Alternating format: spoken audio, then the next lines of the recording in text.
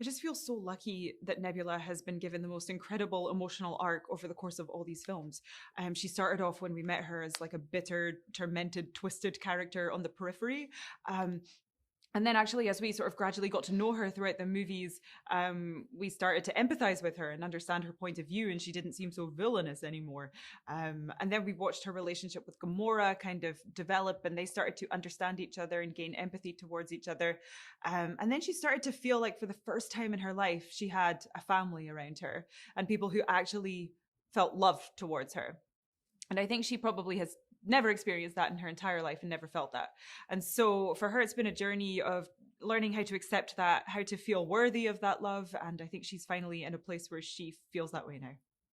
It does take a lot of work to get into the whole Nebula getup.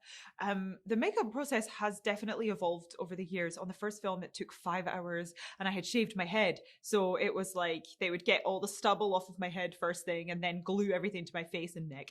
And then we sort of streamlined that over the years. And actually, I was able to keep my hair for this last movie. And so that actually added an hour onto the makeup because we had to wrap the hair. But I was willing to do it because I'm like, I get to have hair. Woohoo!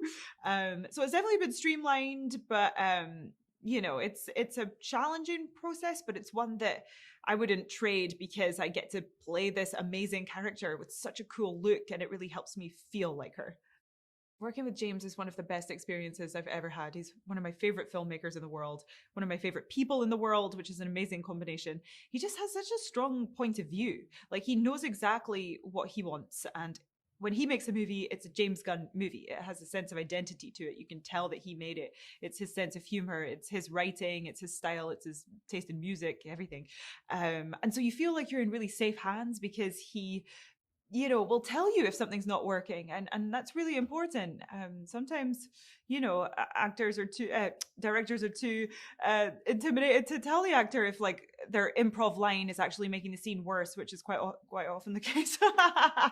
So it's like, he has this natural authority to him where he makes you feel valued and he appreciates your effort, but he knows where to guide you and how to take your energy and say, maybe don't say that, but you could say that instead. And it turns into something really funny.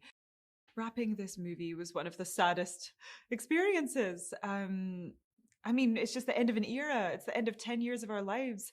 We're not going to see each other regularly anymore, and that just comes with so many emotions, and I feel deeply attached to this character now as well. Like, it's been an amazing exploration for me into what it feels like to be a scapegoated sibling in a toxic family dynamic, not to get too serious, but it's been really, really fascinating to me. And so to let go is difficult, but at the same time we're all like so proud of what we've done, so it's like bittersweet.